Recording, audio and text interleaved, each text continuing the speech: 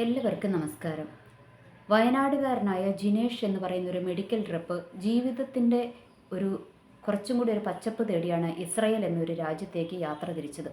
അവിടെ നമ്മൾക്കറിയാം, ഇസ്രായേലിലോട്ട് പോകുന്നവരെല്ലാം അവിടെ കെയർ ഗീവേഴ്സായിട്ടായിരിക്കും ജോലി ചെയ്യുന്നത്, അല്ലെ? അവിടെയുള്ള വയോധികരെ നോക്കുവാനായിരിക്കും അവരുടെ ജോലി എന്ന് നമ്മൾക്കറിയാം. ഓക്കെ, അപ്പോൾ അവർ അങ്ങോട്ട് പോകുന്നത് വെറുതെ അവരെ കൊണ്ടുപോകുകയല്ല ചെയ്യുന്നത്.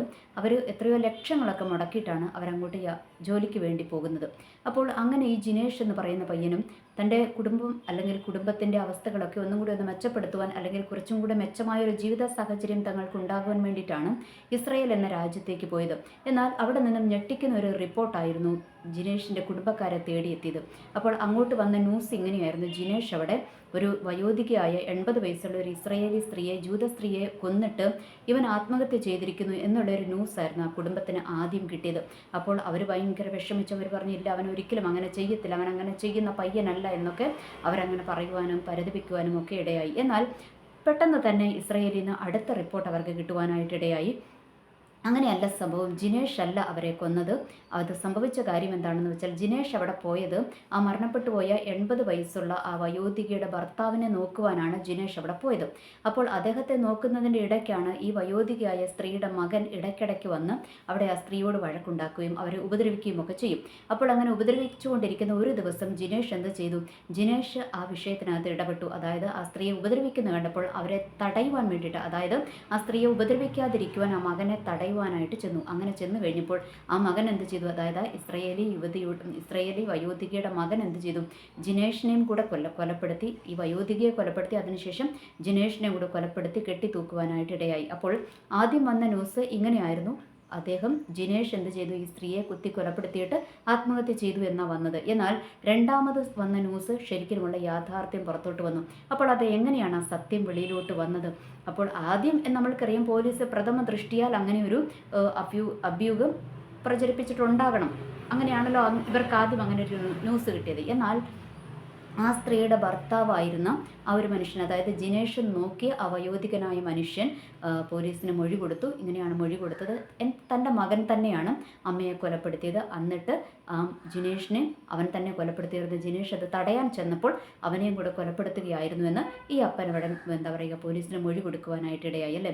അപ്പോൾ മറിച്ചായിരുന്നുവെങ്കിൽ അവിടെ എന്തെല്ലാം സംഭവങ്ങൾ അരങ്ങേറുമായിരുന്നു. എനിക്ക് തോന്നുന്നു അവിടെയുള്ള മലയാളികളായ കെയർ ഗീവേഴ്സിനൊക്കെ അവിടെ എന്ത് സംഭവിക്കുമായിരുന്നു? അവർക്കൊക്കെ അവിടെ ഒരു പ്രോബ്ലംസ് വരുവാനുള്ള ചാൻസ് ഉണ്ടായിരുന്നു. കാരണം ഇസ്രായേലിനെ സംബന്ധിച്ചിടത്തോളം ഇസ്രായേൽ അവിശ്വസ്തത ഒരിക്കലും അവർ പൊറുക്കുന്നവരല്ല.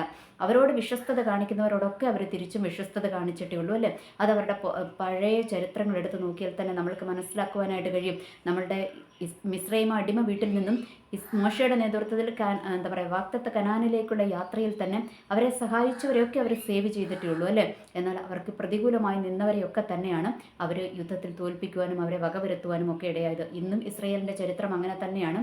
അവരങ്ങോട്ട് കയറി ആരെയും ഉപദ്രവിക്കാറില്ല. അവരുടെ നിലനിൽപ്പിന് ഭീഷണിയാകുന്നവരെയും അവരെ ഇങ്ങോട്ട് ഉപദ്രവിക്കുന്നവരെയും ഒക്കെ തന്നെയാണ് ഇസ്രായേൽ അങ്ങോട്ട് ഉപദ്രവിക്കുന്നതെന്നും നമ്മൾക്ക് കാണുവാനായിട്ട് കഴിയും. അപ്പോൾ ഇവിടെ ഓർക്കുക, ആ വയോധികനായ മനുഷ്യൻ്റെ മുൻപിൽ 2 ചോയ്സ് ഉണ്ടായിരുന്നു. ഒന്ന്, അദ്ദേഹത്തിന് വേണമെങ്കിൽ തൻ്റെ കുടുംബത്തെ പ്രൊട്ടക്റ്റ് ചെയ്ത്, അല്ലെങ്കിൽ തൻ്റെ മകനെ പ്രൊട്ടക്റ്റ് ചെയ്ത് ആ ഒരു കുടുംബത്തിൻ്റെ ആ ഒരു മഹിമയും അന്തസ്സും ഒന്നും കളങ്കപ്പെടുത്താത്ത വിധത്തിൽ ആ മകനെ പ്രൊട്ടക്റ്റ് ചെയ്ത് ആദ്യത്തെ ന്യൂസ് തന്നെ അങ്ങ് സ്ഥിരീകരിക്കാമായിരുന്നു, അല്ലേ? എന്നാൽ അദ്ദേഹത്തിൻ്റെ ഒരൊറ്റ വാക്കാണ് ഇവിടെ ഈ ജിനേഷ് എന്ന് പറയുന്ന പയ്യന് അനുകൂലമായി മാറിയത്. അപ്പോൾ ഇവിടെ എന്താണ് സംഭവിച്ചിരിക്കുന്നത്? ആ മനുഷ്യൻ എന്ത് ചെയ്തു? ആ മനുഷ്യൻ വിശ്വസ്തയോടെ, അതായത് എന്നെ വിശ്വസ്തയോടെ നോക്കിയ ആ മകനോട് ഞാനും വിശ്വസ്തത കാണിക്കണമല്ലോ എന്ന് വിചാരിച്ച് അദ്ദേഹം സത്യം തന്നെ പറയുവാനായിട്ടിടയായി. അപ്പോൾ സത്യം പറഞ്ഞു കഴിഞ്ഞപ്പോൾ എന്താ സംഭവിച്ചതെന്നറിയാമോ? അവിടെ ആ ഒരു മനുഷ്യന്, അല്ലെ, ആ ഒരു ജിനേഷ് എന്ന് പറയുന്ന പയ്യൻ മരണപ്പെട്ടു പോയെങ്കിലും അവനവിടെ നീതി കിട്ടുവാനായിട്ടിടയായി. വേണമെങ്കിൽ അവനവിടെ കയ്യും കെട്ടി അതിനകത്ത് ഇടപെടാതെ മാറി നിന്നിരുന്നുവെങ്കിൽ ആ ജിനേഷിൻ്റെ ജീവൻ ഒരുപക്ഷെ പെടുത്തത്തുണ്ടായിരുന്നില്ല. കാരണം ഇപ്പറയും എന്താണ്, സ്വന്തം അപ്പനെ ആ മകൻ കൊന്നില്ല, അമ്മേനെ കൊന്നു, എന്നാൽ അപ്പനെ കൊന്നില്ല. പകരം ഇടപെടാൻ ചെന്ന ജിനേഷിനെയാണ് കൊന്നത്. അപ്പോൾ ഇവനവിടെ ഇടപെട്ടില്ലായിരുന്നുവെങ്കിൽ ഇവന് വേണമെങ്കിൽ സ്വന്തം കാര്യം നോക്കി അവിടെ നിൽക്കാമായിരുന്നു. അവനത് ചെയ്തില്ല. അവൻ ആ സ്ത്രീയെ ഉപദ്രവിക്കുന്ന കണ്ടപ്പോൾ അവൻ അങ്ങോട്ട് അവരോടൊരു വിശ്വസ്തത കാണിച്ചു. ആ ഒരു വിശ്വസ്തത കാണിച്ചപ്പോൾ ദൈവം എന്ത് ചെയ്തിരിക്കുകയാണ്? ദൈവം അവനോടും വിശ്വസ്തത കാണിച്ചിരിക്കുകയാണ്. കാരണം ഇസ്രായേൽ എന്ന് പറയുന്നത് നമ്മൾക്കറിയാം, ദൈവത്തിൻ്റെ തിരഞ്ഞെടുക്കപ്പെട്ട ജനമാണല്ലേ. ദൈവം അവരെ തള്ളിക്കളഞ്ഞിട്ടൊന്നുമില്ല. കുറച്ച് കൊമ്പുകളെ മുറിച്ചു കളഞ്ഞ് എന്താ പറയുക, ബാക്കിയുള്ളവരെ ഒട്ടിച്ചു ചേർത്തു. എങ്കിലും അവർക്കൊരു വീണ്ടെടുപ്പ് ഇനിയും അവശേഷിക്കുന്നുണ്ട്. അപ്പോൾ ഇവിടെ എന്താണ്, ഈ ജിനേഷ് എന്ന് പറയുന്ന ആ ഒരു വ്യക്തിയുടെ അവിടെ വിശ്വസ്തത ആ കുടുംബത്തോട് കാണിച്ചപ്പോൾ ആ കുടുംബത്തിലെ തന്നെ വയോധികനും ഒപ്പം ദൈവവും എന്താണ്, ഈ മനുഷ്യനോട് മരണപ്പെട്ടു പോയി എങ്കിലും കരുണ കാണിക്കുവാനായിട്ട് ഇടയായി. ഇല്ലായിരുന്നെങ്കിൽ അത് വലിയ വിഷയമാകുമായിരുന്നു അല്ലേ. ആ ഒരു മനുഷ്യന് ആ ഇസ്രയേലിൽ തന്നെയുള്ള മലയാളികൾക്ക് അതൊരു വിഷയമാകുമായിരുന്നു. ഒപ്പം അവരുടെ വീട്ടുകാർക്കല്ലേ, ആ ഒരു വയനാട്ടിലുള്ള അവരുടെ കുടുംബക്കാർക്ക്, ഓ തൻ്റെ മകൻ അവിടെ പോയി കൊന്നിട്ട് വന്നല്ലോ എന്നൊക്കെയുള്ളൊരു പേരുദോഷവും ഒക്കെ ആകുമായിരുന്നു. എന്നാൽ അതിനെയെല്ലാം ഞൊടിയിട കൊണ്ട് മാറ്റിയ ഒരു ദൈവത്തിൻ്റെ പ്രവൃത്തി നമ്മൾക്ക് അവിടെ കാണുവാനായിട്ട് കഴിയും. ഇവിടെ എന്താ സംഭവിച്ചിരിക്കുന്നത് അല്ലേ, നമ്മൾ ദൈവത്തോടും മനുഷ്യരോടും നമ്മൾ വിശ്വസ്തയോടെ നിന്ന് കഴിഞ്ഞാൽ എന്ത് ചെയ്യും, നമ്മളോടും വിശ്വസ്തത കാണിക്കുന്ന ഒരു ദൈവത്തെ നമ്മൾക്കിവിടെ കാണുവാനായിട്ട് കഴിയും. പലപ്പോഴും നമ്മളൊക്കെ ഇന്ന് എന്താ പറയുക, പുതിയ നിയമം ഇസ്രായേലാന്ന് പറഞ്ഞ് നടക്കുന്ന നമ്മളൊക്കെ പലപ്പോഴും നേരെ തിരിച്ചല്ലേ, നമ്മൾ വിശ്വസ്തത ആരോടാണ് കാണിക്കുന്നത്? നമ്മൾ വിശ്വസ്തത കാണിക്കുന്നത് പലപ്പോഴും നമ്മൾക്ക് എന്തെങ്കിലും ചിക്കിലി തടയുന്നിടത്ത്, അല്ലെങ്കിൽ നമ്മൾക്ക് എന്തെങ്കിലും സ്ഥാനമാനങ്ങൾ ലഭിക്കുന്നിടത്തൊക്കെയാണ് നമ്മൾ എന്ത് കാണിക്കുന്നത്, അവരോടാണ് നമ്മൾ ചേർന്ന് നിൽക്കുന്നതിന്. അങ്ങനെയുള്ളവരുടെ എന്തെങ്കിലും കുറ്റങ്ങൾ പുറത്തോട്ട് വന്നാൽ പോലും നമ്മൾ ആരുടെ ഒപ്പം നിൽക്കും? നമ്മൾ കുറ്റവാളികളുടെ ഒപ്പം നിൽക്കും. കാരണം എന്താണ്, അവിടെ നമ്മൾക്കതുകൊണ്ട് നേട്ടമുണ്ടാകത്തുള്ളൂ. മറു സൈഡിൽ നിന്ന് കഴിഞ്ഞാൽ എന്ത് സംഭവിക്കും, നമ്മളും കൂടെ എന്താ പറയുക ഒറ്റപ്പെടത്തുള്ളൂ. അതുകൊണ്ട് നമ്മളെല്ലാവരും എന്ത് ചെയ്യും അല്ലേ. അങ്ങനെയാണ് ഒരുമാതിരിപ്പെട്ട ആൾക്കാരും അങ്ങനെയാണ് നിരൂപിക്കുന്നത്, അങ്ങനെയാണ് വിചാരിക്കുന്നത്, അങ്ങനെയാണ് പ്രവർത്തിക്കുന്നത് അല്ലേ. എന്നാൽ ചിലരുണ്ട് സത്യത്തിൻ്റെ കൂട്ടത്തിൽ നിൽക്കും.